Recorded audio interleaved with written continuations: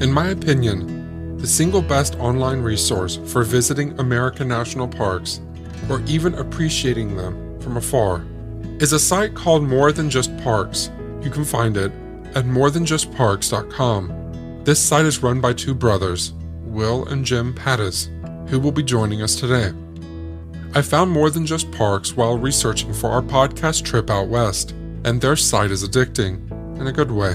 Their videos have been called the most beautiful videos of America you'll ever watch. Will and Jim have been profiled by everyone from National Geographic and the Weather Channel to the Today Show, and I'm grateful to have them on. They have contagious enthusiasm for the National Park Service. They also have, at least from my perspective, one of the best jobs in the world.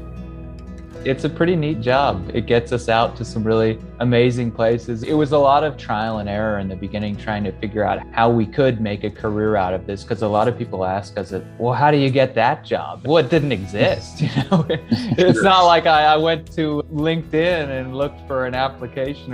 We just started making films on these places that really matter to us. I wanted to invite Will and Jim to share some of their insights on the parks, but I also wanted to hear more about how they came to develop what is arguably the best national park resource on the web. So basically, Jim and I are fresh out of high school, maybe like 18, 19-ish. Yeah, about 19, yeah. We're from Atlanta, Georgia originally, and just south of there, actually, Peachtree City. And we decide with some friends that we're going to go on a spur-of-the-moment road trip to the Grand Canyon. And so we all pack up our car, and we've got some kind of comical photos of this. But imagine we take our grandmother's Prius at the time, just cram the back of it full with bags. So much stuff. You'd never be able to use that much stuff. And we take it all across the country. And along the way to the Grand Canyon, we stopped off at a national park called Petrified Forest in Arizona.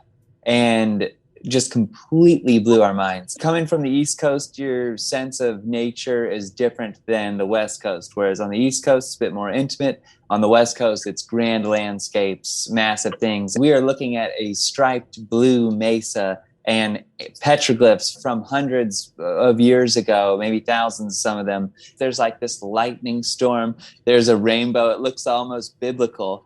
And we say to ourselves, wow, how have we never been to a place like this before? And then we had a horrible time at the Grand Canyon where we decided to hike down to the bottom. We bit off a lot more than we could chew at the Grand Canyon at the time.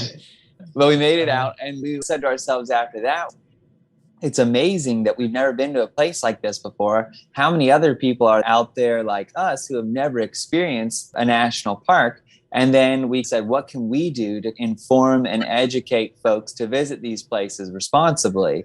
And so we started More Than Just Parks, which is basically just a film-based project with also great online resources, creating really nice films on the national parks. And since then, we've expanded to public lands in general, and it's about the national parks and the forests and all of those protected areas where people can go and have these amazing experiences. And like Will said, that's really what it's been about for us, so that more people can have the experience that we had, because there are so many people out there who haven't had the opportunity to get out there, and it truly can be life-changing. We just want people to know about them, and maybe we can encourage them to go and visit one. One of the most important figures in the history of the national parks is Teddy Roosevelt, who founded the United States Forest Service and launched 5 new national parks between 1901 and 1909, more than doubling the size of the existing National Park Service. I asked Jim and Will what had led Roosevelt to make conservation such a central part of his agenda. Theodore Roosevelt, he grew up in a very patrician family in New York. And so I think he had opportunities to interact with the natural world in a very safe and forgiving environment as a young boy. And I think probably the biggest thing for him was he always had a sense of wanting to give back and things like that, a sense of public service. That was very much ingrained in his family. But I think the turning point for him was his wife dies, and he experiences this great tragedy in his life. And he decides to go out west to the Dakotas.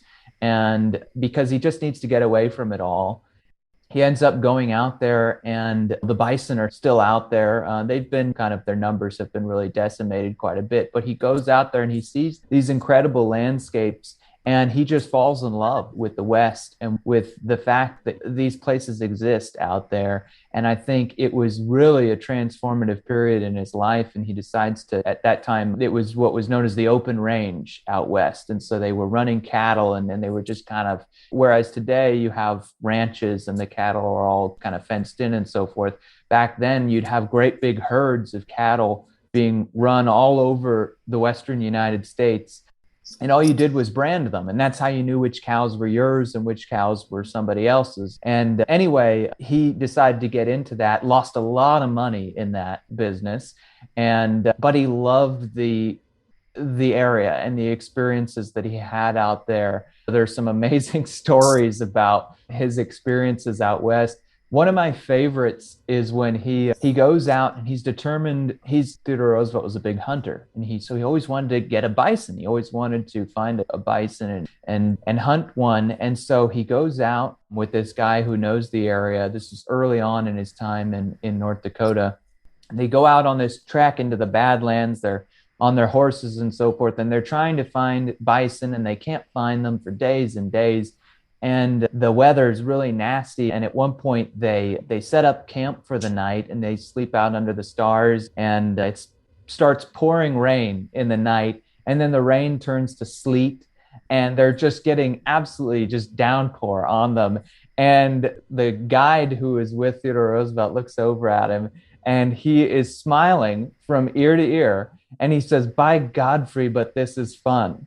And that's who he was. And it didn't matter. He just loved those landscapes and, as he put it, the strenuous life. And so I think that's where his love and appreciation of nature came from, was that experience. And then, of course, he turned that into action when he became president and was dead set on preserving as much of those incredible spaces as he could.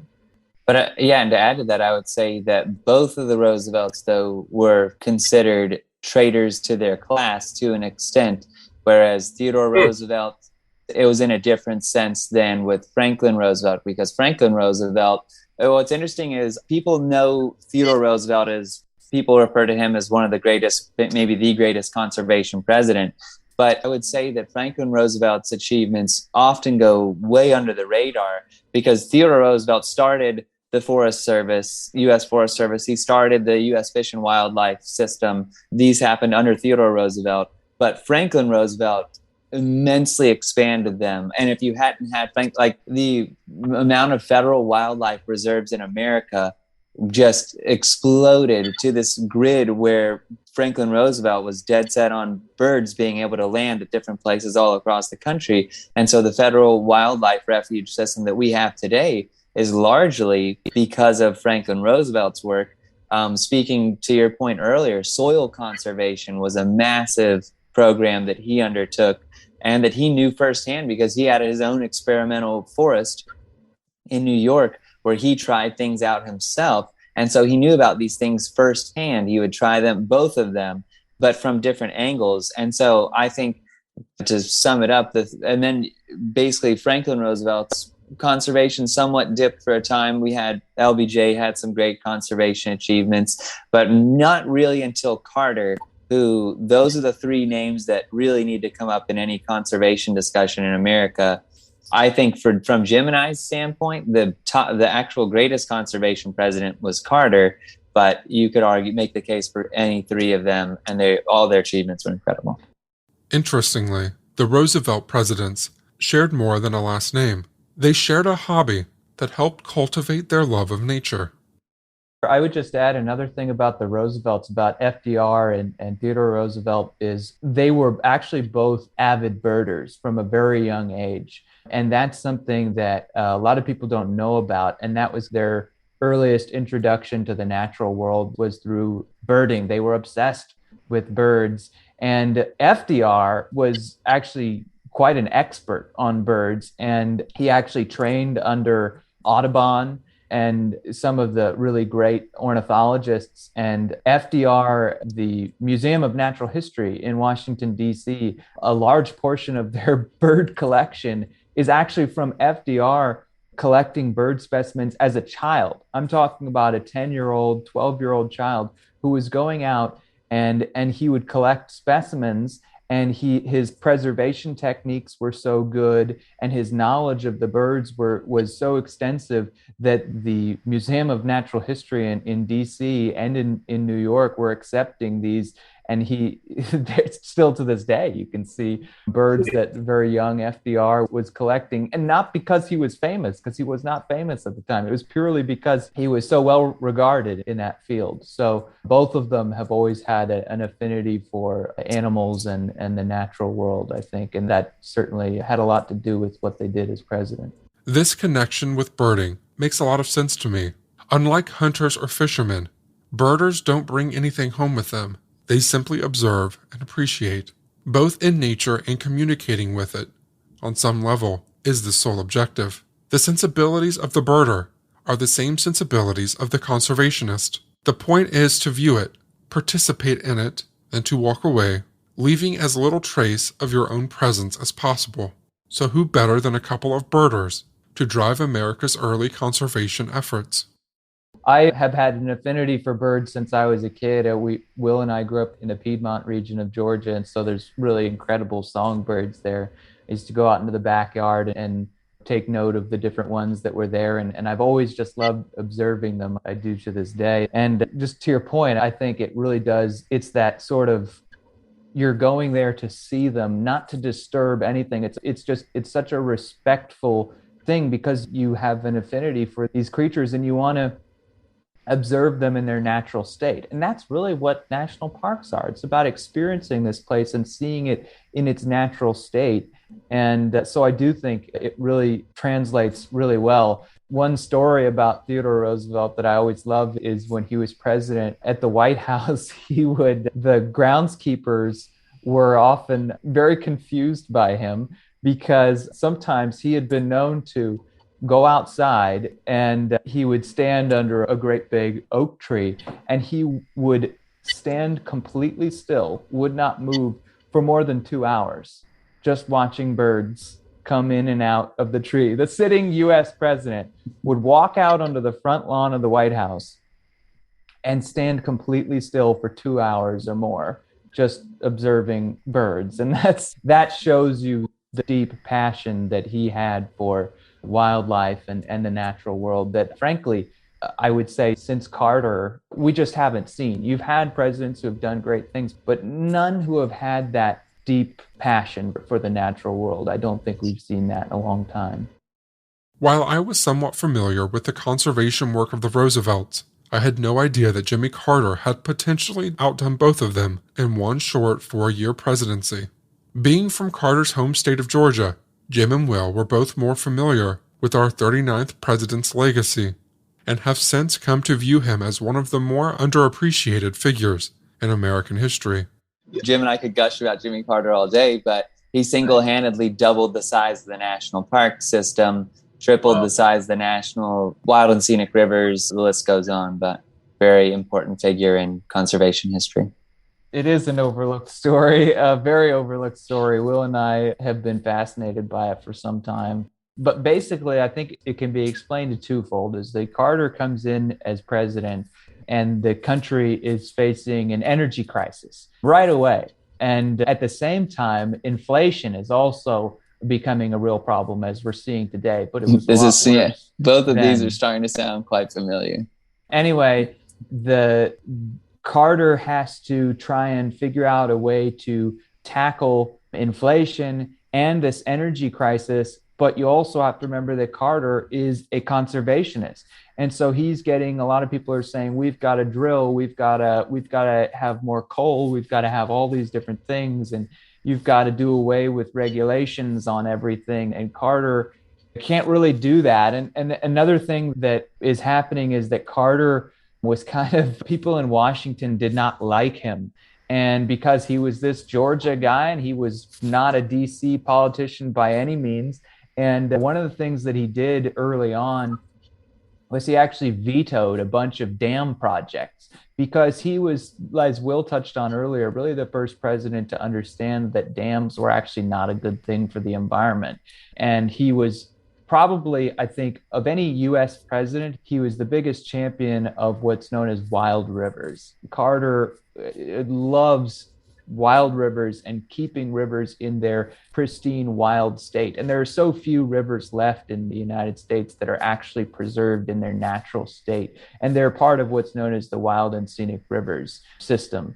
And Carter expanded that greatly under his presidency. But anyway, he angered a lot of people in his own party by vetoing these water projects, these dams that were going to bring a lot of money and a lot of jobs to different districts and things like that. And at the same time, Alaska, for decades, politicians in DC have been trying to figure out what to do with a lot of these huge tracts of land in Alaska. And you have a lot of interests like mining and oil interests, and of course, logging interests, who are wanting to make these tracts, have them made available to them for extracting all these different things.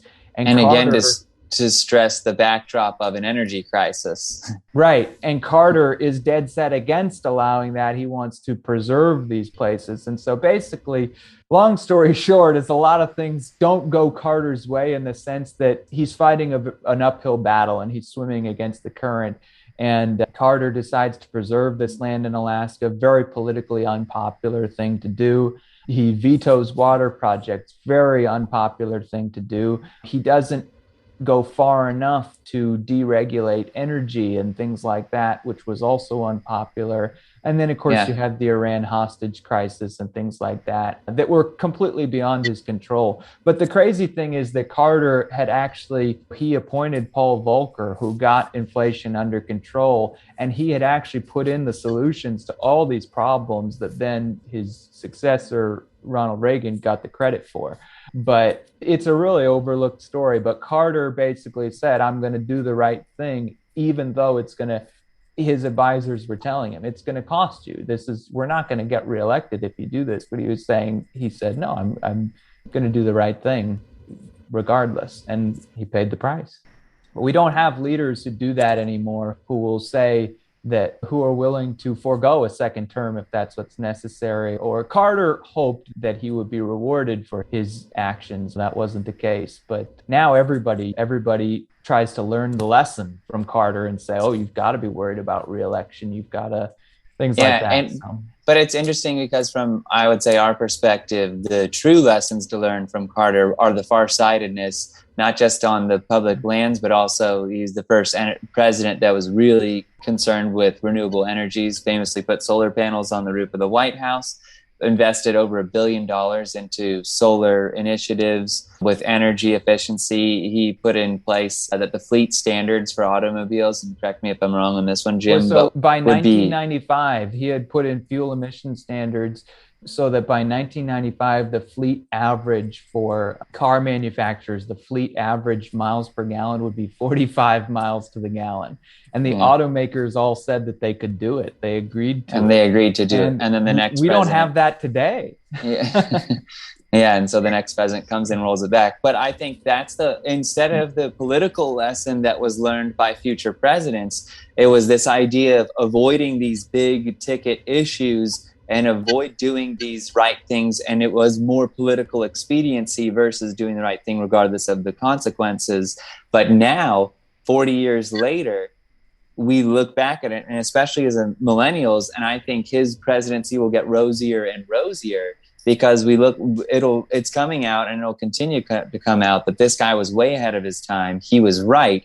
And the history books will be very kind to him. And so I hope that's the lesson that politicians start to get from Carter, is that maybe it's not always about that reelection, or maybe there is still room to tackle big issues. When I think it also comes down to the voters. And you have to say, you have to say, we need to reward leaders who will do things like that rather than punishing them. Presidents don't think like that anymore. None of them do. The failure to take big political risks on behalf of the American landscape is a bipartisan problem. Jim brought up a current example of our sitting U.S. president, who happens to be of the same political party as Jimmy Carter. Even just look at the current president, who's been great on conservation. Even he is at odds currently with President Carter over the road issue in Alaska. And I think Jim a little bit more about this than I do, but it's definitely worth something worth mentioning. So Carter, we touched on that. Carter preserved over 150 million acres of land in Alaska in what's known as ANILCA, the Alaska National Interest Conservation Lands Act. Land conservation. Yeah. Anyway, and one of those was a wildlife refuge. Its name is escaping me right now, but there's a wildlife refuge in Alaska that is wilderness. And wilderness is the highest level of protection that land can get in the United States. And it means that you can't do anything to that land. It has to be left in its natural state.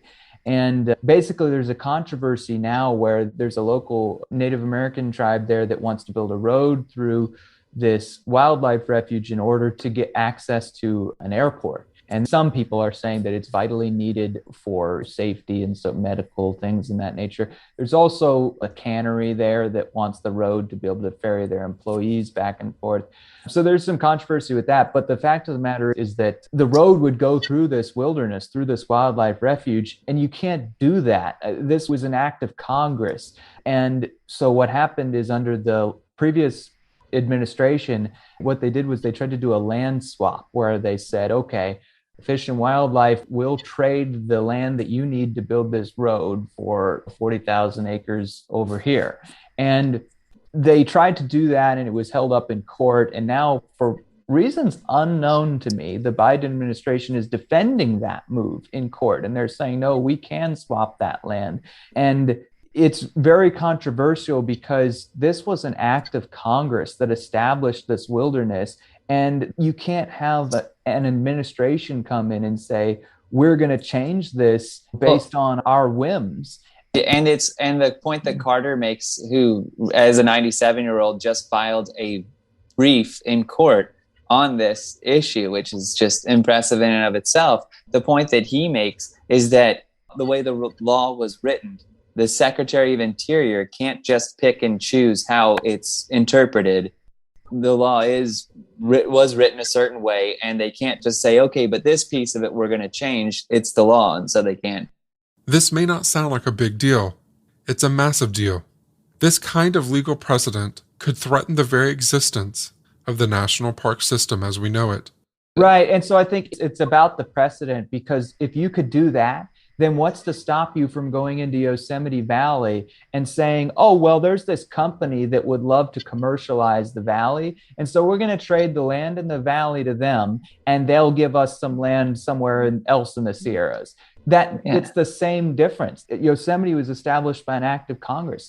So to say that you can do that, it sets frankly, a terrifying precedent for our public lands that have previously been safeguarded.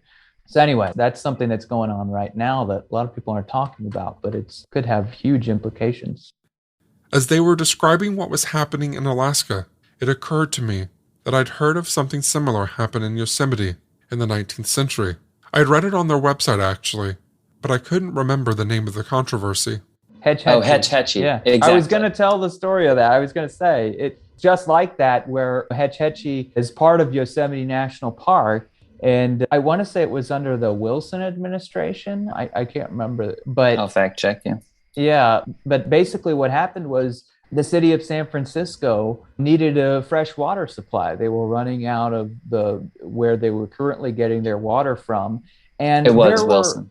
Yeah, there were places where they could have gotten water that would have cost a lot more money, but they could have done it. But they really wanted to dam the Hetch Hetchy Valley in Yosemite and make it a reservoir and give them the fresh water that they needed. And just to set the stage for what Hetch Hetchy looked like, it is almost in a replica of Yosemite Valley. Just imagine today if they put a dam in Yosemite Valley. John Muir said it was of equal scenic beauty. There are photos of it. It's incredible. But Jim, you can continue. Yeah, and so John Muir is out in front saying that this place is a cathedral. It's absolutely incredible. You can't do this. And they ended up, what they did was the city of San Francisco, I believe their former either mayor or anyway, was now very influential cabinet member in the Wilson administration. And so they managed to convince the Wilson administration to give them the go ahead. And they were actually able to dam in a national park, which is, frankly, it's an illegal act. You can't do that because it was preserved by Congress. They found a way around it. And that set a very chilling precedent, which has never been done since. Before the end of the conversation, I want to ask for some practical advice on visiting the parks. Because most of the major ones are out west, I asked the brothers if there were any national parks in the eastern half of the country that might function as something of a poor man's Yosemite or Yellowstone. Oh, they're not even poor man's. Here, Jim, I'll tee you up here and you can. Well, so first of all, Great Smoky Mountains National Park, I would say, if you're living in the eastern United States, there are very few places in the eastern United States where you could see the land the way it was when Europeans first got here. And Great Smoky Mountains is one of those places. There are still old growth trees there, old growth forest intact. I think FDR, when he dedicated the park, he had a great line. He said, there are brooks still running here that the pioneers cupped their hands and drank from when they first, got here. And there are trees here that are older than our forefathers and so forth. And so Great Smoky Mountains is certainly a place that has the grandeur, and I couldn't recommend it more. It is the most visited national park in the country. So I would say 10 million people visit the Great Smoky Mountains every single year. I would say if you're planning on going, obviously try and avoid the weekend. And if you can, avoid the summer. But except for the synchronized. I thought Jim was going to go in the fall.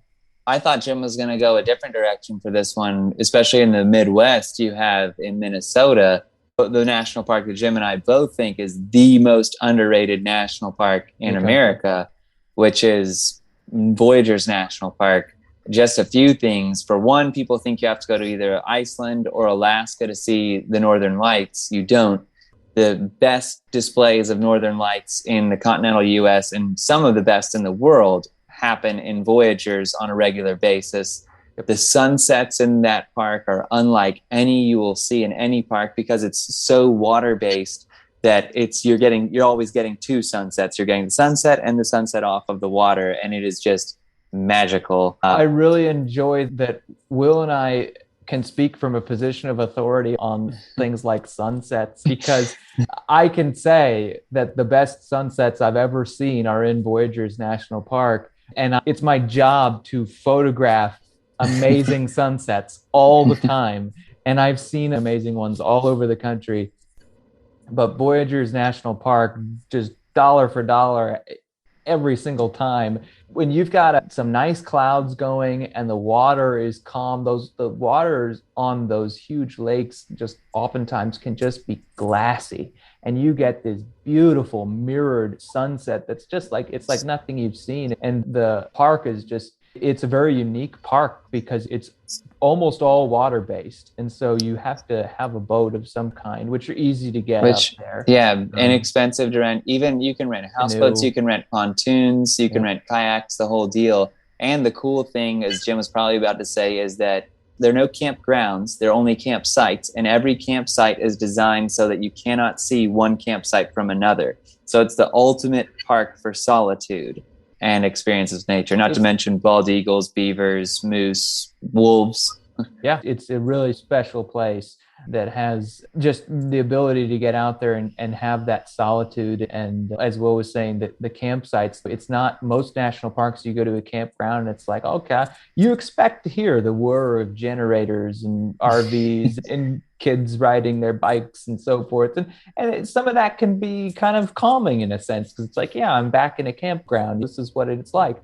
But in Voyageurs, they're all completely unto themselves. Some of them are on their own islands, and it's a special place and definitely the most underrated national park. And I would chip in two more quickly. One is tomorrow, we're actually launching our latest film on Badlands National Park, We've covered the park once before, but we felt like we didn't do it quite justice. So we're back and actually working with the state of South Dakota. It's going to be a really beautiful film. You can see it on our website, morethanjustparks.com, but it's the Badlands. If you're willing to go a little bit further from that Minnesota Midwest area, epic national park with bison. It's I guess probably the first park heading west where there are bison. They're pure bison. From a lot of the bison we have today are what are commonly referred to as beefalo. These are not. These are the ones that are Native Americans and people have seen for a long time. That's a great one. And then also, I would say in the Colorado-Utah area, Great Sand Dunes National Park, a very little lesser visited park that is, just imagine the foreground is something that looks like a desert to an American with the backdrop of the Rocky Mountains. It is an unbelievable place. And like, you feel like you're in the desert in these dunes, but you look up and there are the Rocky Mountains. Within a day, you can experience the desert and also beautiful alpine scenery, go catch a trout, and then go sandboarding. And so it's a otherworldly place that is one of the most beautiful places in America. Will and I did Theodore Roosevelt National Park in North Dakota. And that one I was just shocked by. A lot of people think of North Dakota and the thing that comes to mind is the movie Fargo. And that's just, that's the way it is, I guess. But I'll tell you what, you go out to Medora, which is where it is. And the park is set. It's where Theodore Roosevelt lived for a time. And it's where he discovered this love of those landscapes, and they actually preserve his old cabin is there. You can go and visit that. But the landscapes are just gigantic. You have bison, and I was blown away. And Will and I, we did a backcountry hike. They have petrified forests, preserved petrified forests. We've been to Petrified Forest National Park in Arizona, and not to take anything away from that, but I'll tell you what, Theodore Roosevelt National Park has the most incredible petrified forest remnants I have ever seen. They have giant stumps from like prehistoric cypress trees that are like huge. They're gigantic, and they're completely preserved, and they're just totally petrified. I've never seen them so intact like that. And they're everywhere, all over this. There's a hike where you can get to them, and it's just amazing. Over the course of the last year, I'd heard from a number of people who had attempted to visit a park without a reservation and had been turned away. Before hearing that, I had no idea reservations were even necessary. A lot of that's very new. These timed entry systems and reservations and things. Will and I, when we started doing what we're doing, we would roll up into national parks any time of day. We'd roll up into the campgrounds and we'd get a campsite and never any problem. And now you could never do that. And just in the last 10 years, the amount of change that our parks have undergone because of visitation, it's great that people are wanting to visit these places. But I think another thing is, we talked about the fact that the parks have these billions of dollars of deferred maintenance. And some of that is because they need more campgrounds, or they need to develop some other opportunities for people to disperse a little more, or things like that. And so that can be a real issue now. But I would say, I think some people might listen to this and say, well, hang on a second, you guys make these films about the national parks and a lot of this stuff makes them look pretty good. So aren't you guys part of the problem? And to that point, Jim and I's whole thing is, we think that greater awareness of these places ultimately leads to greater protection. And so we think it's important for you to go and have amazing experience in these national parks, because then when you come back home, you tell your friends, people know about how amazing they are. If ever some of these natural places come into any kind of real danger from interests, your friends know, everybody knows that will never be a chance that there will be an oil well in Yosemite or a gold mine in Zion or different things like this, because the more people that know about these places, the better. Overcrowding is a casualty of that. But I think as Americans, we're falling back in love with the national parks, especially enhanced by COVID. I think this is an issue that will eventually sort itself out in time. But I'll tell you what, overcrowding sure beats an alternative of extraction and exploitation. Absolutely. And there's a term that a lot of people in the industry will talk about, is our parks being loved to death. and they'll say that. But I'd so much rather have people love the parks than less people love the parks. And because if you love these places, you have a respect for them, and you don't want anything bad to happen to them. And yes, there will be some overcrowding and things that can come with that. But more than that, it's just about people care about these places. And when the Park Service says, hey, you know what, because so many people are visiting, we need to do timed entry, or we need to do this, you're okay with that because you care about the place and you want what's best for these places. And I think that's really it, is the more people who want what's best for our national parks, the more people with a vested interest in our national parks, the better off they are in the long run. Will and Jim will be back with us for an episode on the CCC in the coming weeks. In the meantime, I couldn't recommend their website more highly. It's called More Than Just Parks at morethanjustparks.com. And even if you can't make it to the parks in person, they have articles and videos that will get you as close as possible without actually making the trip.